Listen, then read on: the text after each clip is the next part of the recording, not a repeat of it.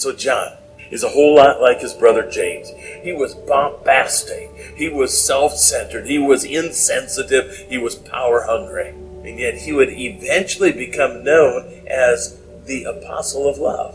What a transformation that is. What a miracle of God's grace that took place in John's life. So next to Peter, John's name appears in the New Testament more than any of the other apostles. Approximately 50 times you have John's name in the New Testament. However, his association and his encounters with Jesus are usually mentioned alongside the other apostles. But there's two exceptions to that. These two occasions are very unique, and they're totally different from one another. So you got this unidentified man driving out demons in Christ's name. And several of the apostles, they issue an order to him to stop. Don't be doing that. And seeing this as really an opportunistic moment, John took it upon himself to go and inform Jesus regarding this episode. Teacher, said John, we saw a man and he was driving out demons in your name.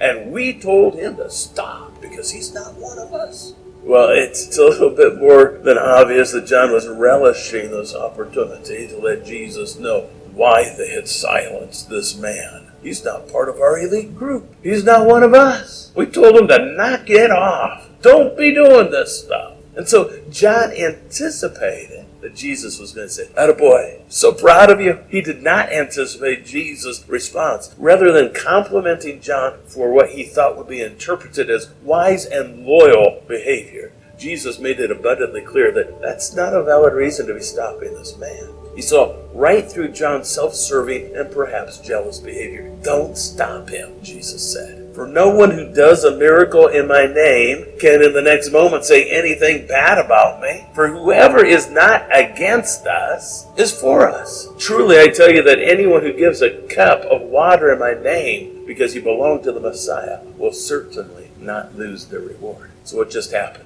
Jesus rebuked John. John says, "Hey, boss, guess what? We told him to knock it off." And Jesus says, "Yeah, you knock it off."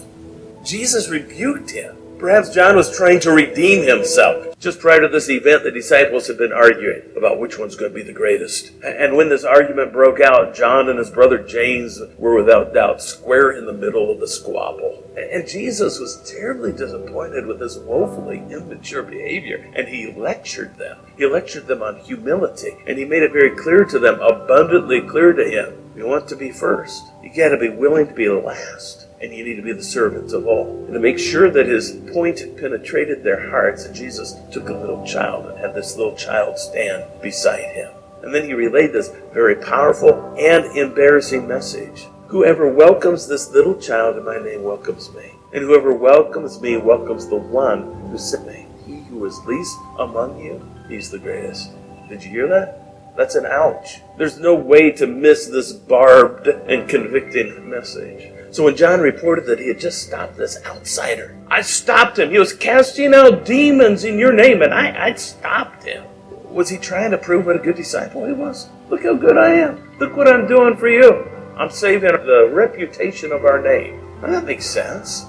Especially when we feel that we have failed those that we respect and we want to do a better job, we want to impress them. The temptation is just to work harder and to do better. Whatever John's motives were, Jesus knew. He saw right through to his heart. And as almost always happens when we try to prove ourselves without making any changes from the inside out, we just blow our cover and make matters worse. In this instance, John has set himself up for another rebuke. He's come, he's proud about what he's done.